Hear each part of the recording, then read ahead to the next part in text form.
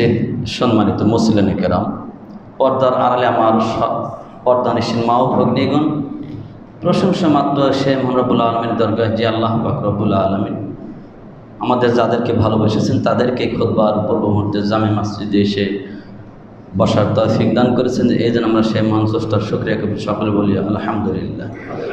অথবা সেই মহামানব, মানবতার মুক্তির দিশারি, আকায়ে নামদার, তাজেদার মদিনা, ইমামুল মুরসালিন, খাতামুন নবীন, জনাব আহমদ মুজতবা মোহাম্মদ মুস্তফা সাল্লাল্লাহু আলাইহি ওয়াসাল্লামের প্রতি লাখো দরুদ সালাম বর্ষিত হোক। আজকের সংক্ষিপ্ত আলোচনার বিষয়, প্রথমে যে বিষয়টি আলোচনা করব সেটা হচ্ছে জুমার দিনের করণীয় এবং বর্জনীয়। আমাদের আগের খুতবায় আমরা আলোচনা করেছিলাম মসজিদের আদব সম্পর্কে কিছু আলোচনা করেছিলাম, আর আজকের চ্যাপ্টারের শুরুতে আলোচনা করব জুমার দিনে আমাদের কিছু করণীয় রয়েছে আর কিছু বর্জনও রয়েছে। বিষয়গুলো অত্যন্ত গুরুত্বপূর্ণ। আমরা গতানুগতিক মসজিদে আসি আর যাই, কিন্তু আসলে মসজিদের কিছু আদব থাকে। জুমার দিন, শুক্রবারের দিন, এটা হচ্ছে মুসলমানদের জন্য সাপ্তাহিক ঈদের দিন। এই দিনের কিছু গুরুত্ব রয়েছে, কিছু ফজিলত রয়েছে, সেগুলোর দিকে লক্ষ্য করে আমরা মনোযোগ সহকারে শ্রবণ করব। আসলে জুমার দিন আমাদের কী কী করা দরকার, এই কাজগুলো করবো ইনশাআল্লাহ। জুমার দিন সর্বপ্রথম আমাদেরকে পবিত্রতা অর্জন করে সকাল সকাল মসজিদে আসতে হবে, এটা আমাদের স্মরণে রাখতে হবে। কিন্তু দুঃখজনক হলে সত্য, আমরা যত ব্যস্ততা জুমার দিনে বেশি, আসলে একটু সময় বাইর করতে পারি না, যার কারণেই জুমার খুতবা শুরু হয়ে যায়, আমরা মসজিদে আসতে পারি না। রাস্তাঘাটে, দোকানপাটে গোসলে ব্যস্ত আছে অনেকে, যখন আজানে তখন গোসলে ঢোকে। তাহলে এই লোকটা খুতবা কি শুনবে? অথচ জুমার দিন সকাল সকাল মসজিদে আসার কথা রয়েছে। রাসূলুল্লাহ সাল্লাল্লাহু আলাইহি ওয়াসাল্লাম বলছেন, দীর্ঘজীবী সাহাবী সালমান ফারসি রাদিয়াল্লাহু আনহু, আমরা সকলেই তাকে জানি। তিনি বলছেন, আল্লাহ রাসূল সাল্লাল্লাহু আলাইহি ওয়াসাল্লাম বলছেন, লা ইয়াক্তাসিলু রাজুলুন ইয়াওমাল জুমাতি, যে ব্যক্তি জুমার দিন গোসল করলো, ওয়া ইয়াতাহহারু মাস্তাতা মিন তুহরি, অথবা সাধ্যমতো পবিত্রতা অর্জন করলো। জুমার দিন গোসল করলো এবং সাধ্যমতো পবিত্রতা অর্জন করলো। ওয়ায়াত্তাহিনু মিন দুহনিহি, এবং তার সঞ্চিত তেল থেকে কিছু তেল মাখলো। এরপরে বলছেন ওয়ায়ামাসসু মিন তিবিন বাইতিহি, এবং তার ঘরে যে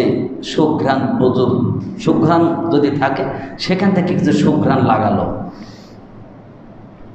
এরপরে বলছেন সুম্মা ইয়াখরুজু, এরপর বাসা থেকে মসজিদে সালাতের উদ্দেশ্যে বের হলো। আল্লাহ নবী বলছেন, মসজিদে আসার পর ফালা ইফাররিকু বাইনা ইসনাইনি, এরপর যখন মসজিদে আসলো পরস্পর মুসল্লিদের মাঝখানে ভাগ করে সামনে গেল না।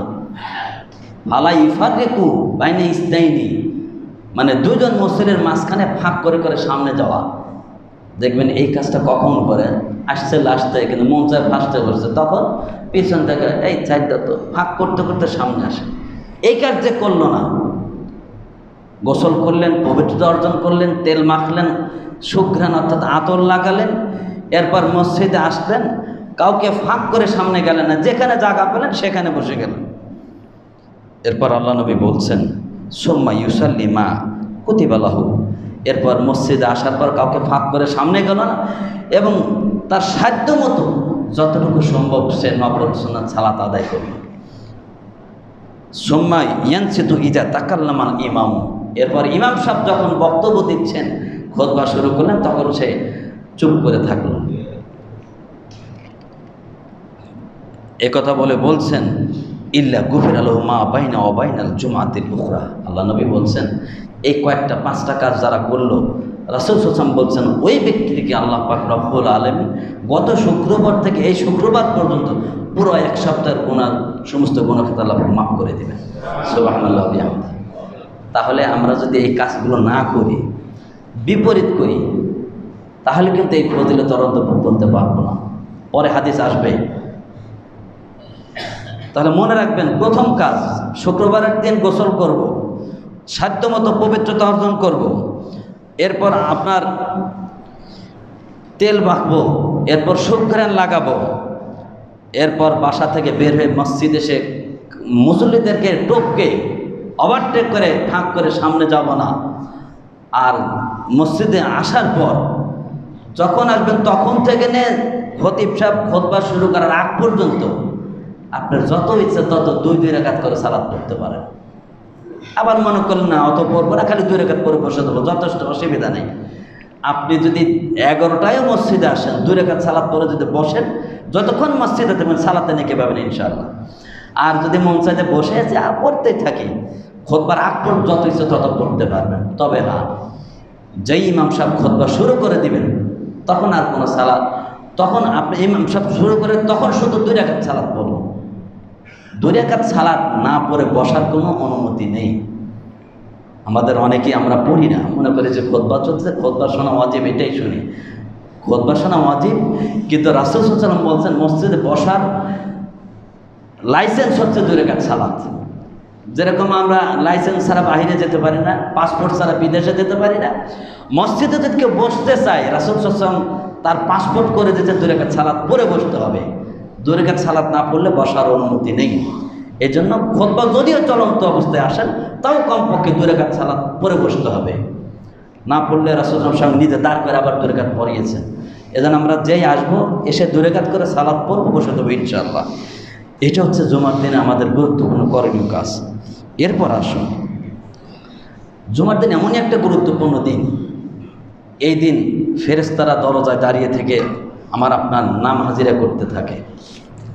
আল্লাহ রাসূল সাল্লাল্লাহু আলাইহি ওয়াসাল্লাম বলছেন, আন আবি হুরায়রা রাদিয়াল্লাহু আনহু قال قال রাসূলুল্লাহ সাল্লাল্লাহু আলাইহি ওয়াসাল্লাম ইযা কানা ইয়াউমুল জুমআতি ওয়াকাফাহুল মালাইকাতু আলা বাবিল মসজিদি। রাসূল সাল্লাল্লাহু আলাইহি ওয়াসাল্লাম বলছেন যে দেখো, যখনই জুমার দিন আসে তখন ফেরেশতা দরজার সামনে, মসজিদের দরজার সামনে দাঁড়িয়ে যান। মনোযোগ দিয়ে শুনবেন হাদিসটা। এই হাদিসটা যদি আমরা একটু লক্ষ্য করি তাহলে মুসলিমদেরকে আর বলতে হবে না আগে আসতে। আল্লাহ নবী সাল্লাল্লাহু আলাইহি ওয়াসাল্লাম বলছেন, যখন জুমার দিন হয়, জুমার দিন আসে, তখন জুমার দিন ফেরেশতা মসজিদের দরজার সামনে দাঁড়িয়ে যায়। ইয়াকতুবুনাল আউওয়ালা ফাল আউওয়ালা, এরপর ফেরেশতারা পর্যায়ক্রমে যেভাবে আসে একের পর এক ধারাবাহিকভাবে নাম হাজিরা করতে থাকেন। ওয়া মাসালুল মুহাজ্জিরি কামাসালিল্লাযী ইয়াহদি বুদনাতান। আল্লাহ নবী বলছেন, সর্বপ্রথম যারা মসজিদে প্রবেশ করবে ওই ব্যক্তি যেন কাবা শরীফে একটা উট কোরবানির জন্য পাঠালে যে নেকি সেই নেকি পাবে। সুবহানাল্লাহ।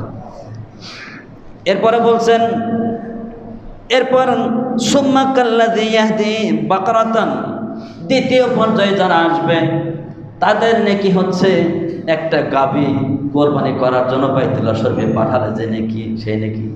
অর্থাৎ হাজিরা হজ করার সময় যে কোরবানিটা পাঠায় ওটাকে বুদনাতুন বলা হয়, ওটাকে একটা চিহ্ন দিয়ে দেয়।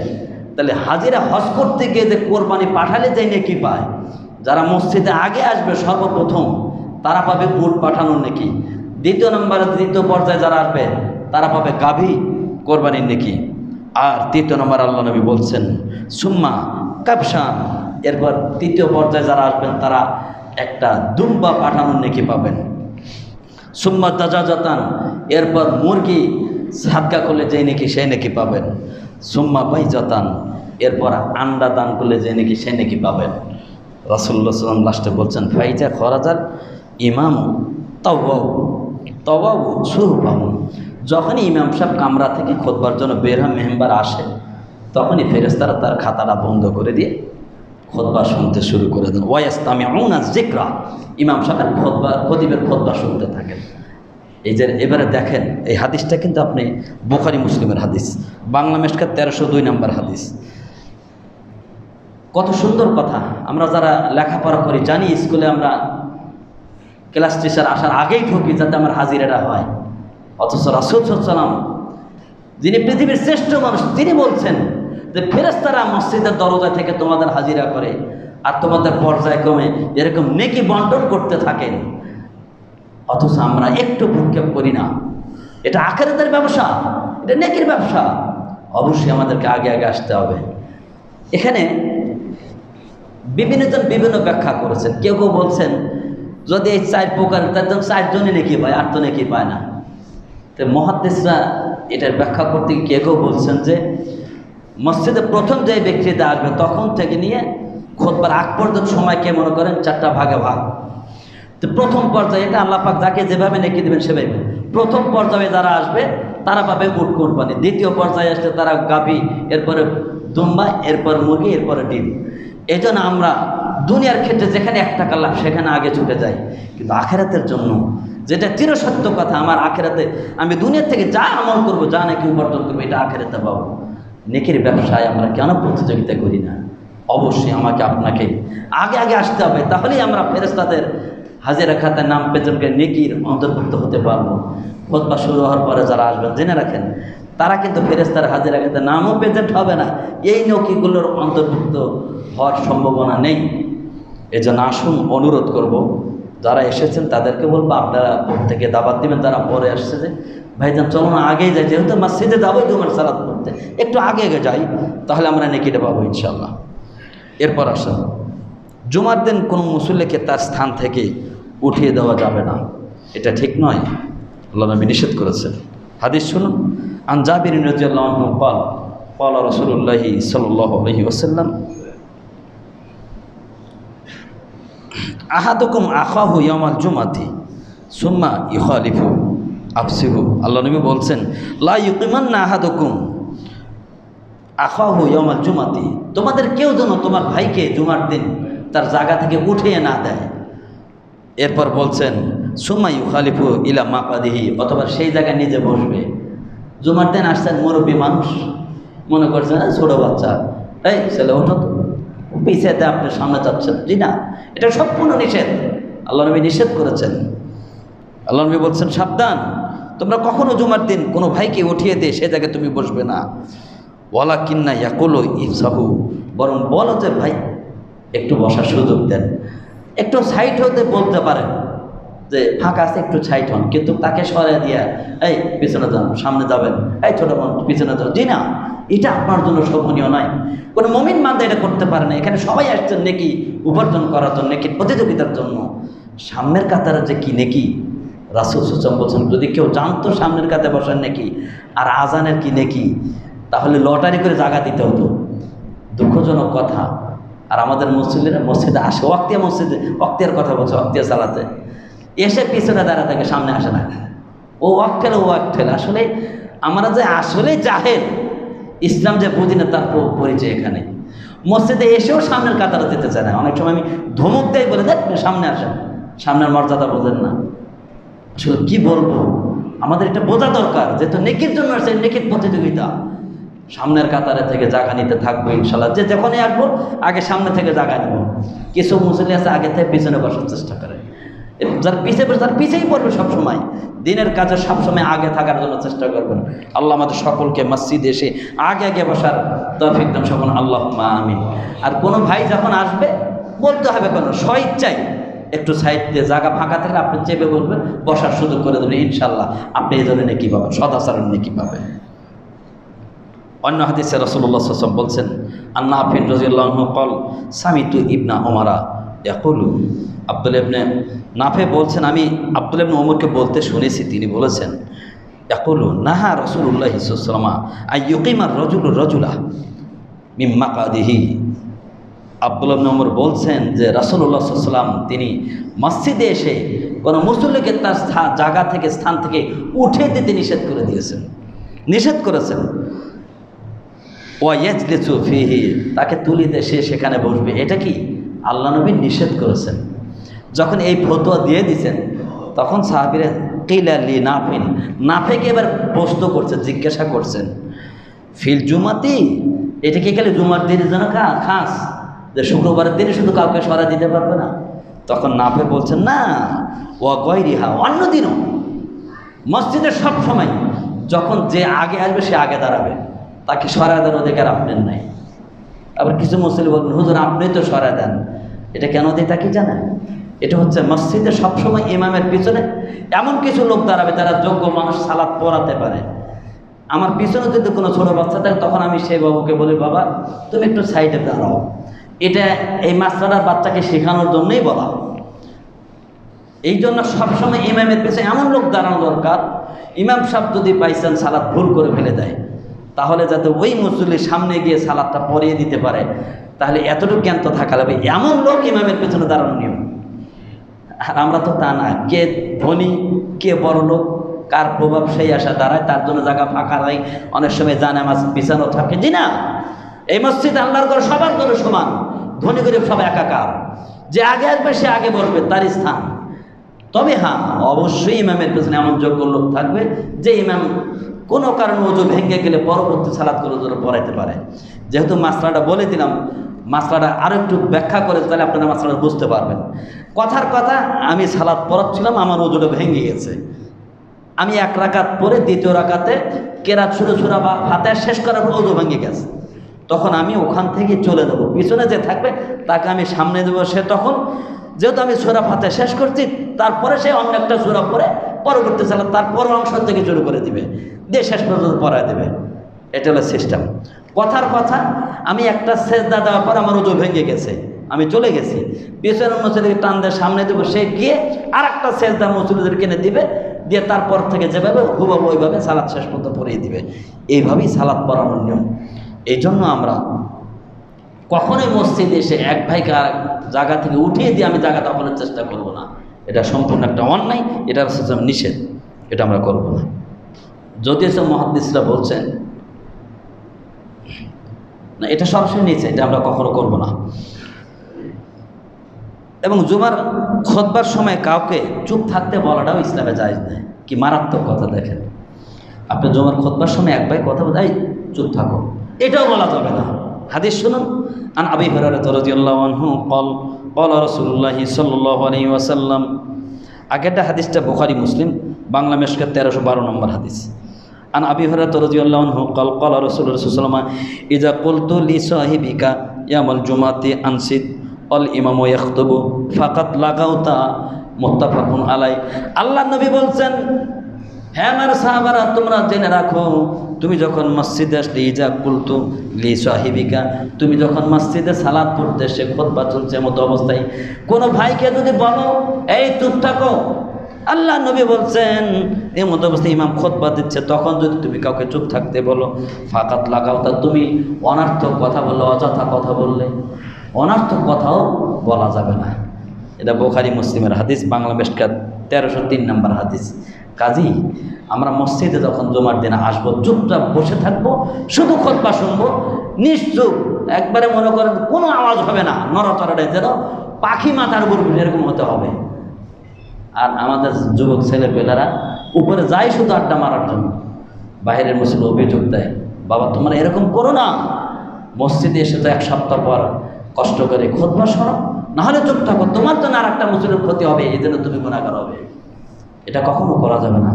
আমি আমার ছেলেদেরকে দৃষ্টি আকর্ষণ করছি, কশ্চিনকালেও তোমরা মসজিদে এসে গল্প করবে, এটা চরম একটা অন্যায়। শুধু তাই নয়, জুমার দিন খুতবার সময় যে ব্যক্তি কথা বলে সে গাধার মতো, তার দৃষ্টান্ত কি? গাধার মতো। হাদিসটা শোনেন, হাদিস শুনলে আশ্চর্য হয়। রাসূলুল্লাহ সাল্লাল্লাহু আলাইহি ওয়াসাল্লাম বলছেন, আন ইবনে আব্বাস রাদিয়াল্লাহু আনহু ক্বালা রাসূলুল্লাহি সাল্লাল্লাহু আলাইহি ওয়াসাল্লাম মান তাকাল্লামা ইয়াউমাল জুমআতি ফাল ইমামু ইয়াখতুবু। আল্লাহ নবী বলছেন যে দেখো, যে ব্যক্তি জুমার দিন কথা বলে, মসজিদে এসে কি কথা বলে, এর মধ্যে অবস্থায় ইমাম সাহেব খুতবা দিচ্ছে, ফাহুয়া কা মাসালিল হিমারি ইহমিলু আসফারা, সে তো একটা গাধার মতো। কীরকম? ব্যাখ্যায় বলা আছে, গাধা যেরকম বোঝা বহন করে কিন্তু সেখান থেকে সে উপকৃত হতে পারে না। গাধার পিঠে আপনি চাউল দিচ্ছেন, ডাউল দিচ্ছেন না, কোরআন হাদিসের বোঝা দিচ্ছেন, ও তো সেটা বোঝে না। আল্লাহ নবী সাল্লাল্লাহু আলাইহি ওয়াসাল্লাম বলছেন, যে ব্যক্তি মসজিদে এসে কথা বললো, গল্প করে, ও তো গাধার মতো। গাধা যেরকম বোঝা বহন করে সেখান থেকে উপকৃত হতে পারে না। এই হলো সেই জাহেল গাধার মতো যে মসজিদে এসে কথা বলে। এই জন্য সাবধান, অনুরোধ করছি ছেলেপেলেরা, তোমরা গাধার মতো হবে না। এমনি রাগ করে তোমাদের গাধা বলে গালি এমনি দিন, হাদিস অনুযায়ী ঠিক আছে, আল্লাহ নবীর হাদিস অনুযায়ী গাধা মার্কা। সাবধান, মসজিদে কখনো গল্প করা যাবে না, কথা বলা যাবে না, এটা ঠিক নয়, এটা আল্লাহ নবী নিষেধ করে দিয়েছেন। ইয়াকুলু লাহু আনসিত লাইসা লাহু জুমাতুন। আল্লাহ নবী বলছেন একজন গল্প করছে, আর একজন যদি বলে এই চুপ থাকো, রাসূল বলছেন তার জুমাই নাই। যে চুপ থাকতে বলবে তার জন্য জুমাই নাই। কি মারাত্মক কথা! হাদিসটা আহমদ শরীফের হাদিস, মেশকাত 1314 নম্বর হাদিস। এই জন্য মানে কথা বলাও সমস্যা, চুপ থাকতে বলাও সমস্যা। এই জন্য মাসলাটা সকলেরই জানা দরকার। জুমার দিন এসে কোনো গল্প চলবে না এবং কাউকে চুপ থাকতে বলা ঠিক। একমাত্র খতিব সাহেব যে কোনো সমস্যার সমাধান খতিব সাহেব মঞ্চ থেকে করতে পারে, কারণ এখানকার টিচার হচ্ছে খতিব সাহেব। খতিব ইচ্ছা করলে যে কোনো ধরনের কথা সমাধান করতে পারে। কোনো মুসল্লি কোনো ধরনের কথা বলবে, এটা সম্পূর্ণ নিষেধ, এটা করা চলবে না। এরপর আসেন আর একটা মশালা। অনেকে মসজিদে এসে দেখবেন দুই হাঁটু খাড়া করে রেখে হাত দিয়ে পাটা জোরে ধরে বসে থাকে। এটা আল্লাহ নবী নিষেধ করেছেন। হাদিসটা শুনুন, আল্লাহ নবী বলছেন আন মায ইবনে জাবালিন আন মায ইবনে আনাসিন রাদিয়াল্লাহু আনহু আন্না নবী সাল্লাল্লাহু আলাইহি ওয়াসাল্লাম নাহা আনিল হাবওয়াতি ইয়াউমাল জুমাতি ওয়াল ইমামু ইয়াখতুবু, রাহু তিরমিজি, বাংলা মিশকাত 1310 নম্বর হাদিস। আল্লাহ নবী বলছেন যে দেখো, মায ইবনে আনাস থেকে বলতে তিনি বলছেন রাসূলুল্লাহ সাল্লাল্লাহু আলাইহি ওয়াসাল্লাম নিষেধ করেছেন জুমার দিন হাবুয়া হয়ে বসতে নিষেধ করেছেন। হাবুয়া বলা হয় দুই হাঁটু খাড়া করে দুই হাত দিয়ে হাঁটু চাপড়িয়ে ধরে ঠোঁট দিয়ে একের বুকের সাথে হাঁটু লাগা বসে থাকা। জুমার দিন রাসূলুল্লাহ সাল্লাল্লাহু আলাইহি ওয়াসাল্লাম এভাবে বসতে নিষেধ করেছেন। এখন এটা সরাসরি হাদিসের সরল অনুবাদ। যাতে ব্যাখ্যা করতে গিয়ে মুহাদ্দিসিরা কেন বলছেন, আগে যে বলছিলাম মুহাদ্দিস এই হাদিসের ব্যাখ্যা বলছেন যে এইটা আসলে মাকরুহে তাহরিমি না, তানজিহ, মানে অপছন্দনীয় একটা কাজ। এখন বলবেন হুজুর অপছন্দনীয় কাজ কেন? রাসূলুল্লাহ সাল্লাল্লাহু আলাইহি ওয়াসাল্লামের প্রত্যেকটা কথার ভিতরে হিকমত রয়েছে। কারণ দেখেন, যদি কোনো ব্যক্তি লুঙ্গি পরে আসে আর যদি পা খাড়া করে এরকম বসে, অনেক সময় লুঙ্গির নিচের সাইডে খুলেও যেতে পারে। এটা অপমানজনক কাজ। এই জন্য ইসলামে এত পূর্ণাঙ্গ ধর্ম, প্রত্যেকটা কথার ভিতরে হিকমত রয়েছে। আপনার যেন এই সমস্যায় পড়তে নাই, তাই রাসূল সাল্লাল্লাহু আলাইহি ওয়াসাল্লাম নিষেধ করে দিলেন যে সাবধান, জুমায় আসা তুমি হাঁটু খাড়া করে বসে, অনেক সময় লুঙ্গি ছুটেও যেতে পারে। মুরব্বীদের কিন্তু এরকম হয়ে যায় অনেক সময়। আর যেরকম নাই বসে তো সমস্যাই নাই। এই জন্য ইসলামের প্রত্যেকটা কথা হিকমত রয়েছে। আমরা যখন মসজিদে আসবো জুমার দিন এভাবে বসবো না, হয় পা পেরে বসবো, বাবুতে বসবো, যে যেরকম পারি, শুধু দুই হাঁটু খাড়া করে এরকম করে, যেহেতু রাসূল নিষেধ করেছেন। মাকরুহ তাহরিমি না, তানজিহ হলে আমরা এটা করবো না। অপছন্দের কাজ থেকে ইনশাআল্লাহ বেঁচে থাকবো। এখানে এসেছি ইবাদত করার জন্য, প্রত্যেকটা কাজই ইবাদত। রাসূল যা বলেছেন, যা করেছেন, প্রত্যেকটা কাজ মুমিনের জন্য ইবাদত। এই জন্য আয়াত পড়েছি, আল্লাহ পাক বলছেন লাকাদ কানা রাসূলুল্লাহি ফি উসওয়াতুন হাসানাহ, রাসূলুল্লাহি ফি উসওয়াতিন হাসানাহ, নিশ্চয়ই রাসূলের মধ্যে তোমার জন্য রয়েছে সর্বোত্তম আদর্শ। রাসূল যা করেছেন তার জন্য সবই আমাদের জন্য আদর্শ।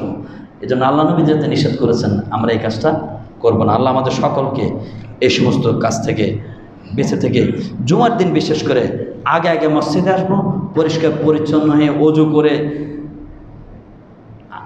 প্রথম যে হাদিসটা পাঠ করেছেন ওখানে কয়েকটা কথার মধ্যে দেখেন, ওই হাদিস থেকে কিছু জিনিস বোঝা যায় যে প্রত্যেকের বাড়িতে তেল থাকা দরকার। পরিষ্কার পরিচ্ছন্ন গোসল করে একটু তেল লাগাবেন। এবং রাসূলের হাদিস অনুযায়ী বোঝা যায় সাহাবাদের প্রত্যেকের ঘরে আতর থাকতো, সুঘ্রাণ থাকতো। তাই আল্লাহ নবী বলছেন তুমি তোমার ঘরের রাখা সুঘ্রাণতে একটু সুঘ্রাণ লাগাও। এই জন্য আমরা চেষ্টা করবো জুমার দিন একটু হলে আতর লাগায় আসবো, যাতে পাশের মুসল্লি সুঘ্রাণটা পায়। এগুলো সুন্নাত, এগুলো আমরা করবো ইনশাআল্লাহ। কারণ শরীরে ঘেমে দুর্গন্ধ হয়, যাতে কষ্ট না পায় মানুষ। সুন্দর সাধ্যমতো আমার যতগুলো পোশাক আছে এর মধ্যে যে উত্তম পোশাকটা পরিধান করব। আমরা তেল লাগাবো, তেল নাও যদি লাগাবো কমপক্ষে সুঘ্রাণটা লাগাবো। লাগিয়ে আগে আগে আসে মসজিদে আগে আগে বসার জন্য চেষ্টা করব। মসজিদের জুমার দিনের করণীয় বর্জনীয় সংক্ষিপ্ত আলোচনা এখানে শেষ করেছে। আরেকটি কথা বলে দেই, জুমার দিনের আরেকটি কাজ হচ্ছে সূরা কাহাফ পাঠ করা। রাসূলুল্লাহ সাল্লাল্লাহু আলাইহি ওয়াসাল্লাম বলছেন যদি কোনো ব্যক্তি জুমার দিন সূরা কাহাফ পাঠ করে তাহলে দাজ্জালের ফিতনা থেকে আল্লাহ পাক তাকে নিরাপদে রাখবেন। এজন্য আমরা ইনশাআল্লাহ চেষ্টা করব সূরা কাহাফটা জুমার দিন পড়ার জন্য। এটা সুন্নাত, এটা পড়বো ইনশাআল্লাহ। এরপর আসুন এ পর্যায়ে কিছু সমসাময়িক কিছু বিষয় আলোচনা করব ইনশাআল্লাহ। আমরা দেখছি আমাদের বর্তমান সমাজ জামাতে কিছু বিভ্রান্তিকর পরিবেশ তৈরি হয়ে গেছে। আমাদের সচেতন থাকা দরকার। আমরা মুসলিম, আমাদের ধর্ম ইসলাম, আমাদের ধর্মগ্রন্থ মহাগ্রন্থ আল কোরআন, আমাদের নবী মুহাম্মদুর রাসূলুল্লাহ সাল্লাল্লাহু আলাইহি ওয়াসাল্লাম এই যে কথাগুলো বলি দেখেন, আসলে এটা আমার আপনার ব্যক্তিগত বানানো কথা না। আমরা মুসলিম, আমাদের ধর্ম ইসলাম। আল্লাহ পাক নিজেই বলছেন ইন্না দীনা ইনদাল্লাহিল ইসলাম, নিশ্চয় আল্লাহর মনোনীত ধর্ম হচ্ছে কি ইসলাম। কথাটা চট করে বলে দিয়েছি, শুনেছি, মেনেছি, কিন্তু বাস্তবায়ন করতে পারি না। জেনে রাখবেন, এই কথা থেকে বোঝা যায় এই পৃথিবীতে একমাত্র ইসলাম ছাড়া যত ধর্ম আছে সব অন ইসলামিক, ওগুলোকে আল্লাহ গ্রহণ করেন নাই। আল্লাহর একমাত্র আল্লাহর মনোনীত ধর্মই হচ্ছে ইসলাম। আর এই ইসলাম ধর্মের প্রবর্তক স্বয়ং আল্লাহ, আর প্রচারক হচ্ছেন নবী মুহাম্মদুর রাসূলুল্লাহ সাল্লাল্লাহু আলাইহি ওয়াসাল্লাম। যেটা বলছিলাম, যেহেতু আমাদের ধর্ম ইসলাম, আমাদের ইসলাম ধর্মের কিছু কৃষ্টি কালচার আছে। আমাদের ব্যক্তিগত জীবন, আমাদের পারিবারিক জীবন, সামাজিক জীবন, রাষ্ট্রীয় জীবন কিভাবে করব, প্রত্যেকটা বিষয়ে রাসূলুল্লাহ সাল্লাল্লাহু আলাইহি ওয়াসাল্লাম আমাদেরকে বাস্তব প্রশিক্ষণ দিয়ে গিয়েছেন। অতএব প্রত্যেকটা কাজ করতে গেলে কোরআন সুন্নাহর বাহিরে আমরা কোনো কিছু করতে পারি না। দেখেন, কষ্ট লাগে। আল্লাহ পাক রব্বুল আলামিন তার কালামুল শরীফে অন্যত্র একটা কথা বলছেন, একমাত্র ইসলাম ছাড়া পৃথিবীতে যত ধর্ম আছে সবগুলোর ব্যাপারে আল্লাহ পাক অনাস্থা ঘোষণা করেছেন। আল্লাহ কি ঘোষণা করেছেন? অনাস্থা ঘোষণা করেছেন। কিন্তু আজকে আমরা বর্তমানে দেখছি আমাদের মতো কিছু হুজুর অনাস্থা দূরকে এই অনেক ইসলাম বিরোধী যত ধর্ম তাদেরকে আমরা শুভেচ্ছা জানাচ্ছি। কি বলেন, জানাচ্ছি না? যারা ফেসবুক ঘাটেন দেখেন, এগুলো যখন দেখি তখন কষ্ট লাগে, খুবই দুঃখ লাগে। মানুষের ঈমান কোথায় চলে গেল? আল্লাহ পাক রব্বুল আলামিন তার কালামুল শরীফে বলছেন, ওমা ইয়াবতাগি গায়রাল ইসলামি দীনান ফালা ইকবালা মিনহু ওয়া হুয়া ফিল আখিরাতি মিনাল খাসিরিন। জেনে রাখো, ওমা ইয়াবতাগি গায়রাল ইসলামি দীনান, যে ব্যক্তি ইসলাম ছাড়া অন্য কোনো আদর্শ পথকে অন্বেষণ করবে, আল্লাহ বলছেন আমি তার কোনো কিছু কবুল করব না, বরং সে আখিরাতে ক্ষতিগ্রস্তদের অন্তর্ভুক্ত হবে, তার মানে জাহান্নামীদের অন্তর্ভুক্ত হবে। সাবধান থাকেন। আল্লাহ এখানে ইসলাম ছাড়া যত ধর্ম সবগুলোকে অনাস্থা ঘোষণা করেছেন, আর আপনি হুজুর শুভেচ্ছা ঘোষণা করছেন, শুভেচ্ছা জানাচ্ছেন। লজ্জা থাকা দরকার। কোরআন বিরোধী কথা, পুরো একটা সরাসরি কোরআনের আয়াত বিরোধী একটা আমল করেছেন। আমরা দুঃখ লাগে, বিগত 15 বছরে আমরা অনেক কথাই বলেছি, যে কি বলছেন ধর্ম যার যার উৎসব সবার, এমন একটা কথা বিগত 17 বছর ছিল, তাই না? সবাই আমরা উপহাস করেছি, তাদের জন্য কত সমালোচনা করেছি। আর আজকে আমরা কি করছি রে বাবা? তারা তো বলেছে আমরা বাস্তবায়ন করে দেখাচ্ছি। আমরা পূজার মণ্ডপে যাচ্ছি, ফেসবুক যখন ঢুকি তখন আর দেখতে মন চায় না, কষ্ট লাগে। আরে হুজুর টুপি মাথার দিয়ে পূজার মণ্ডপে যায় তাদের ওই প্রসাদ খাচ্ছে, দেখেন না আপনারা? আমি মিথ্যা বলছি নাকি? সেদিন ফেসবুকে দেখলাম যে চরমনার কিছু মুরিদরা তারা পূজার মণ্ডপে যে প্রসাদ খাচ্ছে, আবার অন্যান্য ইসলামী দলের নেতারাও খালি প্রসাদ খাচ্ছে না, আবার স্লোগান দিচ্ছে হিন্দু মুসলিম ভাই ভাই। চিন্তা করতে পারেন? আল্লাহ বলছেন আল মুসলিম আখুল মুসলিম। আল্লাহ কি বলছে? হাদিসে কি এসছে? নিশ্চয় মুসলমান মুসলমানের ভাই। আর এই শয়তানরা করছে কি? হিন্দু মুসলিম ভাই ভাই। আরও তো কত প্রবাদ, একটি ডিমের 2টি কুসুম, এরকম একটা কি একটা প্রবাদও দেখলাম সেদিন ফেসবুকে। ওটা তো আছে। এটাও বলছে যে মুদ্রার এপিট ওপিট, মুসলমানদের রোজা হিন্দুদের পূজা দুটা তো সমান, একই। নাউজুবিল্লাহি মিন যালিক। এ কি ইমান আছে না ইমান গেছে? ফতোয়া আপনারা জানেন, আমি ফতোয়া দেবো না। যদি এই কথা কোনো মুসলমানের বাচ্চা বলে, তার কি ইমান থাকে? 2টা ভোটের জন্য আপনার ইমানও বিক্রি করে দিলেন। এই জন্য আমরা যারা আহলুল হাদিস, আমরা কোনো রাজনীতি করি না। আমরা একমাত্র কোরআন সুন্নাহ যেখানে আমরা আছি, সেখানে যেখানে কোরআন সুন্নাহ বিরোধী কাজ সেটা আমরা দেখতে পারি না, কখনো তাদেরকে সমর্থন করি, এখনো করি না, মরার আগ পর্যন্ত করব না ইনশাআল্লাহ। আপনি ইমান বিক্রি করে দিতে পারেন না 2 টাকার জন্য, একটা ভোটের জন্য ইমানকে বিক্রি করে দিলেন। আরে যে কত কথা বলছে, কি বলবো, কোন দিকে যাব, খুব কষ্ট লাগে। আবার দেখছিলাম যে এক ভাই বলছে,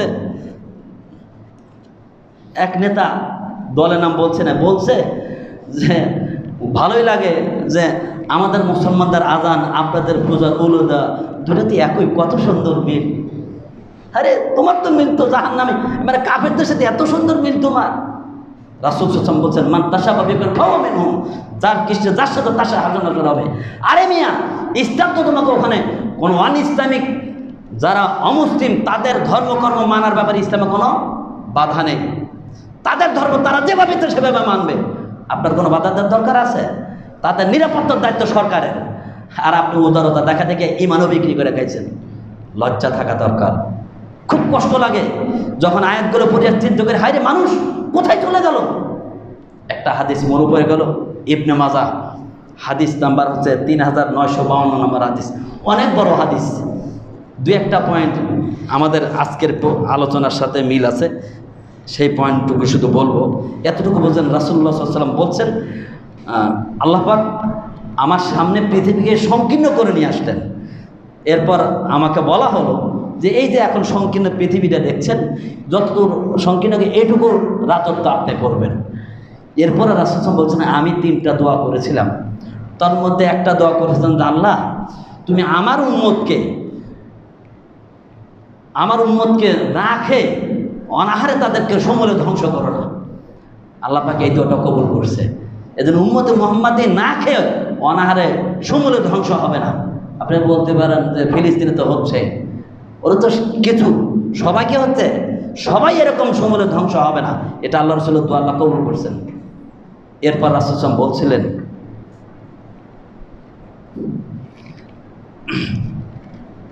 আমার ভয় হয় যে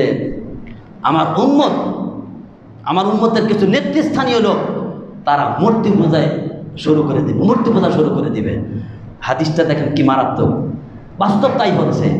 এবং দোয়াতে আর একটা কথা বলছিলেন যে আল্লাহ তুমি আমার উম্মতকে সমূলে ধ্বংস করো না, এবং আমার উম্মতের বিরুদ্ধে যত অনিসলামিক দল সকলকে ঐক্যবদ্ধভাবে আমার উম্মতকে নির্মূল করবে, ধ্বংস করবে, এরকম তুমি করো না। আল্লাহ সেটাও কবুল করছেন। পৃথিবীর যত অনিসলামিক দল সবাই ঐক্যবদ্ধ হয়ে মুসলমানকে ধ্বংস করবে, এটা সম্ভব না। এটা আল্লাহ রাসূল দোয়া করছে, আল্লাহ কবুল করছে। ওই কথা বলার পরে রাসূল বলছেন, তবে হ্যাঁ একটা কথা আল্লাহ পাক ঘোষণা দিচ্ছেন যে আল্লাহ নবী বলছেন যে ততক্ষণ ধ্বংস হবে না যতক্ষণ তারা নিজেরা একে অপরকে ধ্বংস না করবে, হত্যা না করবে। দেখেন তো দেখি এখন কি হচ্ছে, মুসলমান নিজেরা পরস্পর একে অপরকে হত্যা করছে। এই কথা বলে রাসূল বলছেন এই ফিতনা যখন শুরু হবে কিয়ামতের আগ পর্যন্ত আর এটা বন্ধ হবে না, চলতেই থাকবে।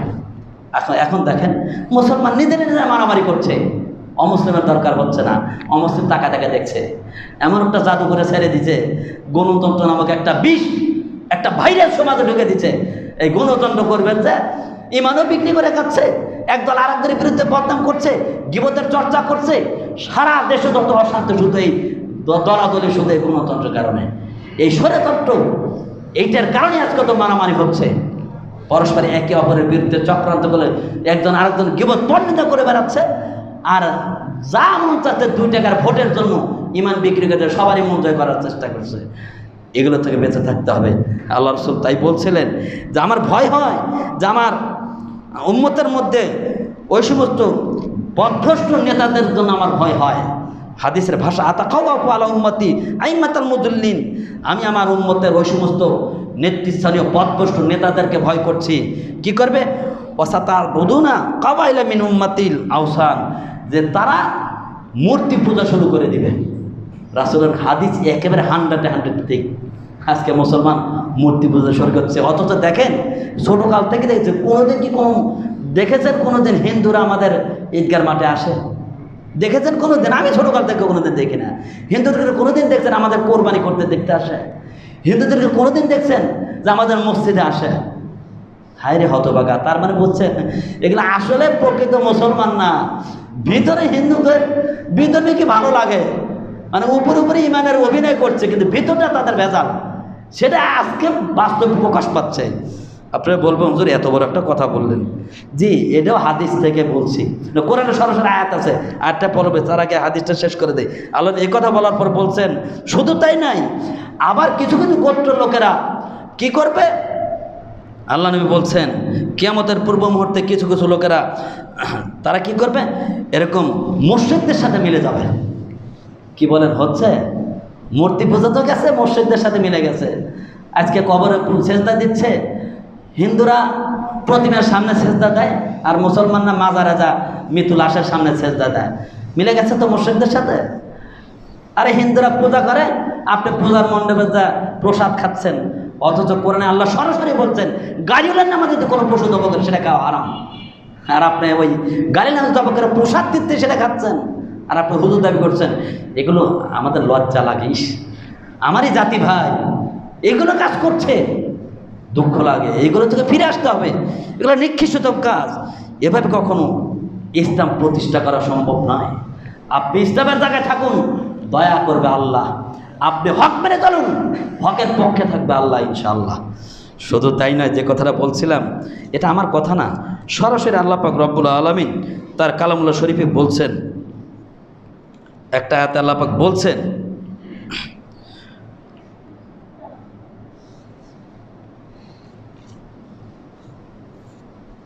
আল্লাহ বলছেন কুল ইয়া আইয়ুহান নাস ক্বাদ জাআকুমুল হাক্কু মির রাব্বিকুম।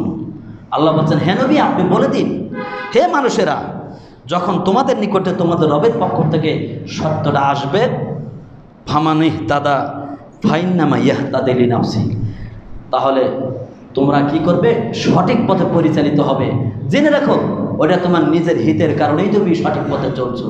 তার মানে আল্লাহ পাক মানুষকে হিতাহিত জ্ঞান দিয়েছেন, ভালো মন্দ বোঝার শক্তি দিয়েছেন। এই জন্য আল্লাহ বলছেন যে দেখো তোমার রবের পক্ষে থেকে যখন হকটা আসবে তখন তুমি সঠিক পথে পরিচালিত হবে। এটা তোমার নিজের কারণেই হবে, এটা নিজের বুদ্ধির থেকেই, নিজের হিতে থেকে তুমি করবে এটা, কারণ আমি আল্লাহ তোমাকে ভালো মন্দ বোঝার শক্তি দিয়েছি। এ কথা বলি আল্লাহ পাক বলছেন ওমান জল্লা, আর যে ব্যক্তি পথভ্রষ্ট হবে জেনে রাখো আলাইহা, তার দোষটা তার উপরেই বর্তাবে, সে নিজের কারণে পথভ্রষ্ট হয়েছে। আচ্ছা কন্ত দেখি সারা জীবন ফতুয়া দিয়ে আজকে তারা এই যে হিন্দুদের অনুষ্ঠানে যাচ্ছে, হিন্দু নিয়ে কাজ করছে, এরা কে জানে না যে এগুলো ঠিক নয়, তারপরে করছে, বুঝে শুনে করছে, তার মানে এদের ভিতরে ছিল ভ্রষ্টতা। এগুলো থেকে আমাদেরকে ফিরে আসতে হবে।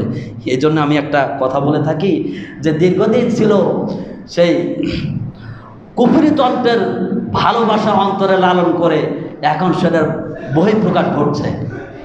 দীর্ঘকাল থেকে গণতন্ত্রের ভালোবাসা চলে আসছে, এখন সে ভালোবাসতে পারছে এমন ভালোবাসা শুরু করছে 2 টাকার ভোটের জন্য নিজের ইমান বিক্রি করে দেয়, বিতর্কের একাকার হয়ে এখন বলছে যে ধর্মজাতের উৎসব সবার এটা বাস্তবায়ন করে দেখা দিচ্ছে, সবাই যাচ্ছে সব উৎসবে ভোটের জন্য। হায় আফসোস, সাবধান।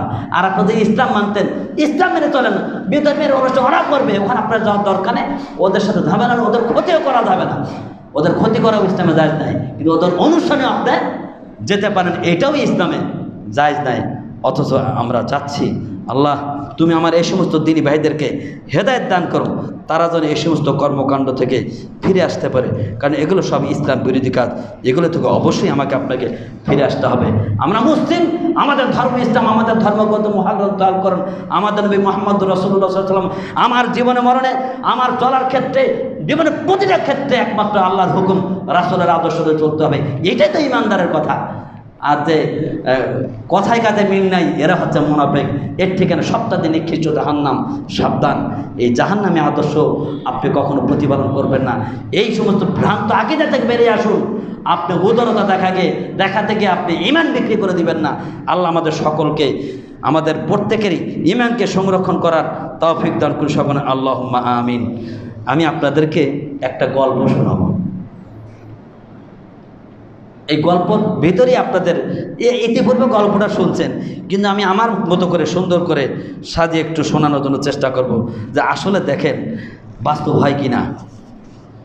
যারা আমরা গণতন্ত্রকে বিশ্বাসী, যারা মানুষের ভোট চাই, কি বলেন আপনার সাথে আমার সম্পর্ক ভালো না, আপনি তো আমাকে সমর্থন দেবেন না, ভোট দেবেন না। কাজেই এই গণতন্ত্র করতে গিয়ে 10-এর মন জয় করা ছাড়া ভোট পাওয়া সম্ভব নাই। হে যেন গল্পটার নাম হচ্ছে, আমাদের হাদিস মানুষ একটা বই আছে গল্পের মাধ্যমে জ্ঞান, ওখানে আছে গল্পটা, মানুষকে সন্তুষ্টি করার শেষ পরিণতি। সবার 10-এর মন জয় করতে গিয়ে কি অবস্থা হয় তার একটা ঘটনা শুনলে আপনি বুঝতে পারবেন। জনৈক ব্যক্তি একদিন সফরে বের হলেন ঘোড়ায় চড়ে, সফরে বের হয়েছেন, সাথে তার ছেলে এবং স্ত্রীও রয়েছে। তো উনি ঘোড়ায় চড়ে যাচ্ছেন আর ছেলে এবং স্ত্রী তার সাথে হেঁটে যাচ্ছে। চলতে চলতে যখন এক গ্রাম অতিক্রম করছিল, তখন গ্রামের লোকজন দেখে বলছে, চিন্তা করো হায় রে, কত বড় নিষ্ঠুর লোকটা, নিজের ছেলে আর ওয়াইফকে হাঁটায় নিচ্ছে আর নিজে ঘোড়ায় চড়ে যাচ্ছে, কত বড় নিষ্ঠুর, নেমো খারাপ, একটু মায়া না, নির্দয়। তখন লোকটা চিন্তা করছে, কে রে, লোকগুলো তো ঠিকই কইছে, আসলে আমি আমার সন্তানকে আর আমার স্ত্রীকে হাঁটায় নিচ্ছে আর আমি ঘোরায় যাচ্ছি, আসলে এটা ঠিক না। তখন এই বেচারা কি করছে, ঘোড়া থেকে নামছে, নামে সেরে এবার ছেলেকে উঠেছে, ছেলেকে ঘোড়ায় তুলে স্ত্রী আর স্বামী দুজন হেঁটে যাচ্ছে। চলতে চলতে চলতে চলতে কিছু তো দরবার আর একটা গ্রামে যখন গেছে, তখন ওই গ্রামের লোকজন দেখে বলছে, হায় হায় দেখো রে, এ ছেলেটা কত বড় বেয়াদব রে, বাপ মা হাইটে নিচ্ছে আর নিজে ছেলে হয়ে ঘোড়া চলে যাচ্ছে, এত বেয়াদব রে, এরকম বেয়াদব জীবনে দেখি নাই। তখন ভাবছে, কি রে, কথা তো ঠিকই হয়েছে রে, বাপ মা আমরা হাইটে যাচ্ছি আর ছেলে ঘোড়ায় যাচ্ছে, মানুষের কথা তো ঠিকই বলছে। এদের মন জয় করার জন্য এবার কি করছে, ছেলেকে নামাচ্ছে, বাবা নামো।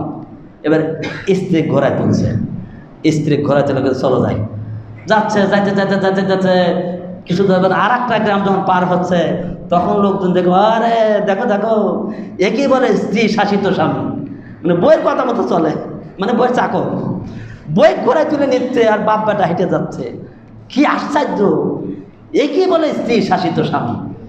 এবার স্বামী চিন্তা করি, কথা তো ঠিকই করছে, কেমন হইল, বিপদে পড়ে গেলাম। আমার ঘটনার নাম কি ছিল জানেন, মানুষের মন জয় করার শেষ পরিণতি। 10-এর মন জয় করা সম্ভব না। এবার স্বামী চিন্তা করলো, না হবে না, এবার স্বামী স্ত্রী সন্তান 3 জনই চলছে ঘোড়ায়, চলে যাওয়া শুরু করছে, যেতে যেতে যেতে যেতে আর এক গ্রামে চলে গেছে। ওই গ্রাম যখন ওই গ্রামের লোকজন, হায় হায় দেখ দেখ, মানুষটা জানোয়ার, একটা ঘোড়া 3 জন চড়ছে, কি নির্যাতন করছে পশুটা, সে ওকে একটু বিবেক না, বুদ্ধি নেই, পাগল নাকি, এক ঘোড়া 3 জন চড়ছে রে, ঘোড়াটা মারে ফেলে দিবে। সেদিকের কথা তো ঠিকই করছে রে, 3 জনই নামছে, কি করা যায় এখন, 3 জনে নেমেছে, না চড়ার তালিকা তো শেষ করলাম, তাও মানুষের মন জয় করতে পারল। এবার 3 জন ঘোড়া নিয়ে হাঁটা শুরু করছে, হাঁটতে হাঁটতে যাচ্ছে, যেতে যেতে যেতে যেতে অনেক দূর চলে গেছে, আর একটা গ্রাম যখন পার হচ্ছে, তখন লোকজন দেখে হচ্ছে, হায় রে সোনা, একে বলে নিয়ম হারাম, আল্লাহ নিয়ামত, আল্লাহ ঘোড়া দিচ্ছে, এই নিয়ামত থাকতে কেরে তুই ঘোড়ায় চলবো, তুই ঘোড়া আনার দরকার ছিল কি, একজন একজন করে পালা করে চলে, পালাক্রমে চলে, তাও তো আল্লাহ নিয়ামতের শুকরিয়া আদায় করা হয়। একটা নিয়ামত তো অকৃতজ্ঞ বান্দা, এই কি বলে অকৃতজ্ঞ বান্দা, আল্লাহর কৃতজ্ঞতা স্বীকার করে না, আল্লাহ নিয়ামত দিচ্ছে ভোগ করো, পালাক্রমে একজন একজন করে চলো। চিন্তা করছে করে একজন করে যা, তাও বিপদে পড়ছি, আবার না চলে তাও বিপদ, কি করব, না সবই তো শেষ হলো, তাই এভাবে হবে না। এবার বলছে একটা বুদ্ধি আসছে, একটা বুদ্ধি পাইছি, বলে কি, বলে বাঁশ নিয়েছে, একটা বড় বাঁশ নিয়েছে, ছেলে কোথাও দড়ি নেয়, এবার ঘোড়ার 4 পা বাজছে, বাইদা ঘোড়ার ভিতরে বাঁশ ঢুকে দেয়, বাপ বেটা দুজন বাঁশ কাঁদে না, ঘোড়া কাঁদে না, যাওয়া শুরু করছে। যেতে যেতে যেতে একটা নদী বেঁচছে, নদীর উপর সাঁকো পার হচ্ছিল, এলাকার লোকজন ছোট ছোট বাচ্চারা এই কীর্তিকালা দেখ দেখ দেখ, পাগল রে, ঘোড়া কাঁধে করে নিয়ে যাচ্ছে, সব চিৎকার হাসা শুরু করে, হাসা শুরু করছে। এই বাচ্চাদের চিৎকার শুনে ঘোড়া লাফ দিয়ে উঠে ছিটকে পানিতে পড়ে গেছে, বাপ বেটা ওই সাঁকর থেকে পরে কারো মাথা ফাটছে, কারো থুঁতি কেটে গেছে, মানে অবস্থা খালি, অ্যাক্সিডেন্টে হাসপাতালে। এবার বাপ বেটা করছে, হায় রে, এই 10-এর মন জয় করবে যে নিজের জীবন শেষ। আজকে দেখেন গণতন্ত্রের দশাও তাই, এই 10-এর মন জয় যদি না করতে পারেন, আপনি কি ভোট পাবেন কোন? এই জন্য কিছু ভোটের মুসল্লি আছে না, সব মসজিদে সালাত পড়ে, ফজর যদি আমার এখানে পড়ে, জহর পরে আর এক মসজিদে, আসর আর এক জায়গায়, মানে সব জায়গায় যায় যাতে সবারই মন জয় করা যায়, কারণ একটা ভোট তো লাগবে। সাবধান, আমি কারো বিরুদ্ধে বলছি না, বাস্তব কথা বলছি রে ভাই। আপনার আকীদা বিশ্বাস ঠিক করেন, আপনি যদি শিরক মুক্ত ইবাদত করতে চান, বেদাতে মসজিদে যাবেন না। আপনি যদি শিরক মুক্ত ইবাদত করতে চান, কখনো আপনি যদি ইবাদত করতে চান, হিন্দুদের ওখানে যাবেন না। আপনি তো সব জায়গায় যাওয়া লাগে, তার সাথে মানুষের মন জয় করতে পারবেন না। আর জেনে রাখেন, মানুষের মন জয় করতে গেলে 10-এর সন্তুষ্টি অর্জন করা পৃথিবীতে সম্ভব নয়। যদি একটু আগে ঘটনা বললাম, 10-এর মন সন্তুষ্ট করতে গেলে লাস্টে নিজের জীবন যায় যায় অবস্থা, কখনো 10-এর মন জয় করা সম্ভব না। একটা প্রবাদ আছে না, একজনের মুখ শোনা দেয়, বড় 10 জনের মুখ চাইতেও ভরানো যায় না। এটা বাস্তব কথা রে ভাই, সাবধান। আপনি যদি ইসলামে আদর্শ থাকতেন, আমি একমাত্র আল্লাহর সন্তুষ্টির জন্য সব কাজ করি, মানুষের সন্তুষ্টি আমার দরকার নাই, তাহলে আল্লাহ আপনার পক্ষে কিছু লোক তৈরি করে দেবে ইনশাআল্লাহ।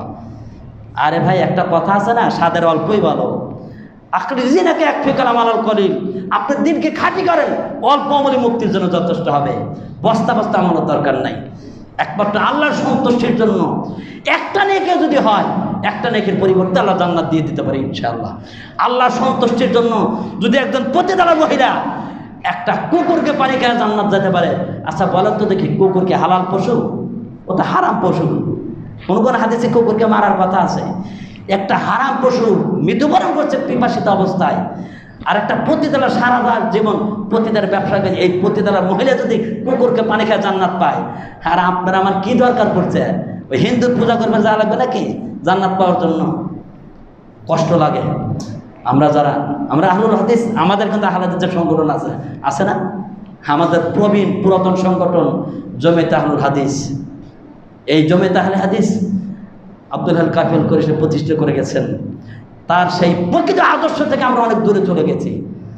এরপর সেখান থেকে এই আদর্শ ধরে রাখতে গিয়ে ডক্টর গালিব স্যার আরেকটা সংগঠন খাড়া করলেন, নাম দিলেন আহলে হাদিস আন্দোলন। তিনি চিন্তা করলেন এই বিভ্রান্তিকর জাহেল জাতি, শিরিক বিদআত জর্জরিত জাতিকে হকের পথে আনতে গেলে বিভিন্নভাবে কাজ করতে হবে। তাই এই ইসলামী দাওয়াতের ফর্মুলাকে 4টা ভাগে বিভক্ত করলেন। 1 নম্বর আহলে হাদিস আন্দোলন মুরব্বী সংগঠন। এরা শুধু বড় বড় জায়গায় মুরব্বীরা সবাইকে দাওয়াত দেবে। এরপর যুব সংঘ খাড়া করলেন, আমাদের জমিয়ত শুববান আহলুল হাদিস যুবকদের। এই শুববান শব্দটা আরবি শব্দ। এই শুববান মানে সাববাউতে, শুববান মানে যুবক। আরবি শুববান, বাংলাতে যুব সংঘ, দুটো একই সংগঠন, কোনো পার্থক্য নাই। নামেও পার্থক্য, ওটা আরবি নাম, এটা বাংলা নাম, কাজও দুজনের একই। আহলে হাদিস আন্দোলন মুরব্বীরা, জমিয়ত আহলে মুরব্বীরা। আমাদের অনেকে বলে যে আহলে হাদিস এত ভেঙে চুর মারে না, মিথ্যা কথা। আহলে হাদিস কখনো টুকরা টুকরা ভাঙে নাই, বরঞ্চ কাজের প্ল্যাটফর্ম বেড়ে গেছে। জমিয়ত আহলে হাদিস মুরব্বীরা, আহলে হাদিস আন্দোলন তারাও মুরব্বীরা, যুব সংঘ মুরব্বীরা, আর শুববান যুব সংঘ যুবকরা, শুববান যুবকরা, ওটা আরবি নাম, এটা বাংলা নাম। আহলে হাদিস আন্দোলন গালিব স্যার আরও কয়েকটা শাখা বাড়াইছেন, সেটা হচ্ছে আহলে হাদিস মহিলা সংস্থা। আমি চিন্তা করে মহিলা সংস্থার আবার কী দরকার? আমি গত পরশুদিন ফোন দিয়েছিলাম যে আপনার মহিলা সংস্থা কেন করলেন? তখন বলছে যে দেখো, এদেশের মাটিতে কিছু ইসলামী দল বাড়ি বাড়ি গিয়ে প্রত্যেকটা ঘরে ঘরে শিরকি আকীদা কুফরি তন্ত্র ঢুকাচ্ছে। আমরা তো বাড়ি বাড়ি মহিলাদের যেতে পারিনি। এদিকে ফতোয়া দেয় মহিলারা মসজিদে যাওয়া যাবে না, আর ওইদিকে মহিলাদের বাড়ি বাড়ি পাঠায় মানুষের মন জয় করে শিখ বেদাত, দোয়ার মাহফিল, মিলাদ মাহফিল, যত শিখ বেদাতের সব কাজ করছে, তাদের মন জয় করছে। এই জন্য আমরা মহিলা সংস্থা চালু করছি, যারা সই কোরআন সই হাদিসের আকীদা বিশ্বাস এটা ঘরে ঘরে মাহমুদদের ঘরে পৌঁছায় দিবে, যাতে করে যারা শিখ বেদাতের দাওয়াতি কাজ করছে ওদেরকে দমন করার জন্যই মহিলা সংস্থা দাঁড় করে দিয়েছে। আমার পাবনা জেলা তো আছে, তারা কাজ করে। যেখানে বেদাতি অনুষ্ঠান আছে সেখানে আমাদের সই হাদিসের আকীদার মহিলারাকে তাদেরকে শিখ বেদাতের আখড়া উৎখাত করার জন্য তাদেরকে বোঝায়। এই জন্য আমি বলি, হ্যাঁ মা বোনেরা দাওয়াতি কাজ করবেন না কেন, কিন্তু আপনার টার্গেট থাকবে আমি আল্লাহর সন্তুষ্টির জন্য যত শিখ বেদাত সমাজটাকে উৎখাত করবো। এটা হলো নিয়ম। আপনারা বলবেন হুজুর এত দলিল দিয়ে কই পাইলেন? তাহলে হাদিসটা শুনুন। সব কথা তার হাদিসে পাবেন না, হাদিস বুঝতে হবে। এক হাদিস থেকে অনেকগুলো মাসলা বের হয়। আপনারা জানেন রাসূলুল্লাহ সাল্লাল্লাহু আলাইহি ওয়াসাল্লামের সময়, ওই সময় কবিতা আবৃত্তির প্রতিযোগিতা চলতো, সবাই কবিতা বানাতো। তো মক্কার জাহেল কাফেরেরা তারা কবিতার মাধ্যমে রাসূলকে গালিগালাজ করতো। তখন হাসান বিন সাবেত নামে এক সাহাবী, তিনি ছিলেন কবি, তিনি ইসলাম গ্রহণ করলেন। যখন তিনি মুসলমান হলেন তখন রাসূলুল্লাহ সাল্লাল্লাহু আলাইহি ওয়াসাল্লাম কী করলেন, এই হাসান বিন সাবেত তিনি ইসলামের পক্ষে কিছু কবিতা তৈরি করলেন। তৈরি করে ওরা যখন রাসূলকে গালিগালাজ করে, তখন তাদের প্রতি উত্তরে হাসান বিন সাবেত তিনি মঞ্চে দাঁড়িয়ে কবিতার মাধ্যমে তার প্রতি উত্তর দিচ্ছিলেন। তখন আল্লাহ নবী বলছিলেন, হে আল্লাহ, তুমি হাসানকে তুমি রহম করো, দয়া করো তার প্রতি। তার মধ্যে ভালো ভালো কথা তার বের হয়ে যায়। এই বোঝা যায় যে গান বাজনা ইসলামে জায়েজ নাই, কিন্তু গানের মাধ্যমে যখন গালিগালাজ করছে, এই অপসংস্কৃতির বিরুদ্ধে, ইসলামী সংস্কৃতির মাধ্যমে, শিরক বিদআতের বিরুদ্ধে, হকের দাওয়াতের মাধ্যমে, ইসলামের গানের মাধ্যমে এটার প্রতিযোগিতা করা হয়েছে। অনুরূপভাবে এদেশের মাটিতে তখন বিভিন্ন সংগঠনের মহিলারা, কিছু মহিলা হাত পাখানিয়া কয়ে জান্নাতের হাত পাখায় ভোট দিলে কি নবীকে ভোট দেওয়া হয়, শোনেন না এই কথাটা? কয় হাত পাকে ভোট দিল, নবীকে ভোট দিলেন। আশ্চর্য কথা, ওরা যে কি বলছে কোনো ইমানের মানে কোত্থেকে ইমান চলে যে বুঝতেও পারে না। কাজে এই সমস্ত মহিলাদেরকে হকের দাওয়াত দেওয়ার জন্য আমাদের আহলে হাদিসের কিছু মহিলা আছে, তারা সবসময় শিরক বিদআতের কথা বলেন। এখান থেকে এই এলাকা থেকে যদি বিদআত তুলতে চাই তাহলে আমাদেরকে হকের কথা বলতে হবে। আমি এতদিন খুতবা দিচ্ছি, বিশ্বাস করেন আমার মা বোনদের কোনো চেঞ্জ করতে পারি নাই, কোনো পরিবর্তন করতে পারি নাই। কিন্তু আমার এক বোন আশা আপা, উনি সহি হাদিস ভিত্তিক মাহফিল চালু করছিলেন আব্দুর রাজ্জাক চাচার, আব্দুল সালাম চাচার দ্বিতীয় তলায়। এখানে চালু করার পর এই এলাকার প্রত্যেকটা মহিলা দেখে কি আমার থেকে সালাত রসুল নাই, আমার থেকে আইনের রসুল দোয়ার বই নেই। উনি মাহফিলে বলছে এই দোয়াগুলো পড়তে হবে, আমল করতে হবে। প্রত্যেকটা ঘরে ঘরে দোয়ার বই পৌঁছে গেছে। এখান থেকে আমাদের মহিলারা আমাকে কয়, হুজুর আপনি তো ঠিক করেন, কিন্তু এতদিন তো আমাকে কথা বলতো না, মানে মসজিদে আসে না, জানে না। ওই মহিলা আশা আপা প্রত্যেকটা মা বোনদের দাওয়াত দিয়ে হকের দাওয়াত পৌঁছায় দিচ্ছে ইনশাআল্লাহ। এই জন্য বলছি, যদি কাউকে মনে হয় যে হকের দাওয়াত পৌঁছাবো, তাহলে মা বোনদের যে সমস্ত মা বোনেরা হকের দাওয়াত দিচ্ছে, কোরআন সুন্নাহ ভিত্তিক বেদাত বিরোধী দাওয়াত দিচ্ছে, তাদেরকে দিয়ে আপনি মনে করেন আমার আত্মীয় স্বজনকে বোঝানো দরকার, মেয়েরা আমার কথা শোনে না, মেয়েরা কথা শুনবে। আপনি আমার এই মাকে নিয়ে গিয়ে তাকে দিয়ে এই বেদাতীদের বিরুদ্ধে হকের দাওয়াতটা পৌঁছানোর চেষ্টা করুন। অথবা আপনার এরকম একটা প্ল্যাটফর্ম তৈরি করে আমাদেরকে দেখলে পর্দা থেকে আমরা আলোচনা করবো ইনশাআল্লাহ। এইভাবে হকের দাওয়াত দিতে হবে ইনশাআল্লাহ। এরপর সোনামণি শিশু কিশোরদের একটা সংগঠন, বাচ্চারা কোরআন হাদিসের জ্ঞান অর্জন করবে, একটা জ্ঞান কোষ বই আছে। গতকালকে কেন্দ্রীয় আপনার প্রতিযোগিতা হলো নদবারতে। আমার আব্বাও আমার বৈকিবদ্ধে সোহেল বিন আকবর বাদেন, ওর ছেলেও গেছে, আমার ছোটো ভাইয়ের ছেলেও, এরাও সোনামণিতে চান্স পেয়েছে, রাজশাহীতে প্রতিযোগিতা গেছে। আমার ভাগ্নে জাগরণীতে একটা পুরস্কার পেয়েছেন, কত নম্বর আমি ফোনতে শুনতে পারি নাই, খোদবার সময় হয়ে গেছে। সে পুরস্কারও পেয়েছেন, সোহেল বিন আকবর মাদানির ছেলে। তাহলে দেখেন ছোটো ছোটো বাচ্চারা হকের দাওয়াতের মাধ্যমে, এই ছোটো ছোটো বাচ্চারা আয়াত বলছে, হাদিস বলছে, সাহাবীদের জীবনী, তা বিভিন্ন কিছু ঘটনা বলছে, এর মুখস্থ করছে। এই জন্য আসুন আমাদের এই সমাজকে সংস্কার করতে হলে প্রত্যেকটা জায়গায় যুবকদের জন্য যুবকদের ভিতরে কাজ করতে হবে, যুব সংঘদের সুব্বান্না কাজ করবে, মুরব্বীদের ভিতরে জমিয়ত এবং আন্দোলন কাজ করবে, মহিলাদের মহিলা সংস্থা কাজ করবে, শিশুদের ভিতর বাচ্চারা কাজ করবে। দেখেন একটা কথা মনে করুন, আমার ছোট আমার ছাত্র এদিকে আছে না হৃদয়, নজু কাকা যখন মারা গেলেন, ওর আত্মীয় স্বজন দোয়ার মাহফিল করবে, বাড়িতে মিলাদ মাহফিল করবে। ও বলে দিয়েছে যে আমার বাড়িতে হবে না। আমার ছাত্র যে আমার সাথে সবসময় কথা হচ্ছে, কয় হুজুর আমার বাড়িতে করে বেদাত হতে দেবে না, হতে দেয় নাই। বাধ্য হওয়ার বড় প্রভু মসজিদে গত ওই সপ্তাহে 500 টাকা দান করেছিলেন। তাহলে দেখেন আমার একটা ছাত্র যেখানে তৈরি হবে ইনশাল্লাহ দেখবেন সেখানে বেদাত থাকবে না। অনেক মা বোনেরা মিলাদ মাহফিল সবে বারাতে রুটি বানায়, আমার ছাত্ররা খায় না, কারণ হুজুর আমি যে শিক্ষা দিচ্ছি ওগুলো খাবে না। এদের প্রত্যেকটি এলাকার ইমামরা যদি শিরক বেদাত মুক্ত হয় ইনশাল্লাহ এলাকায় চেঞ্জ হয়ে যাবে। আমি এক জায়গায় গিয়েছিলাম, ঘরের ভিতর ছবি ছিল, আমি চিন্তা করলাম ছবি তো থাকা ঠিকঠাক, রহমতের ফেরেস্তা আছে না।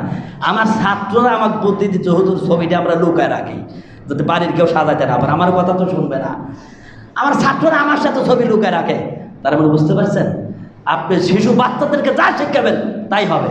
এজন্য আসুন আমার আপনার ছেলেদেরকে বাল্যকাল থেকে কোরআন সুন্নাহর জ্ঞান দেন, ইনশাল্লাহ চেঞ্জ হয়ে যাবে। আমার ছোট বাচ্চা যমজ এই কাবিরা আমাকে বলছে, আব্বু আমি তো আয়াতুল কুরসি মুখস্থ করছি, বড় দোয়া মুখস্থ করবো, আমি সাইদুল ইস্তেগফার মুখস্থ করবো। তা আমি বাসায় ঢুকি, আজকে যতটুকু মুখস্থ গেলে আমাকে আবার শোনায়, প্রায় শেষ হয়ে গেছে, অল্প আর 2টা শব্দ আছে।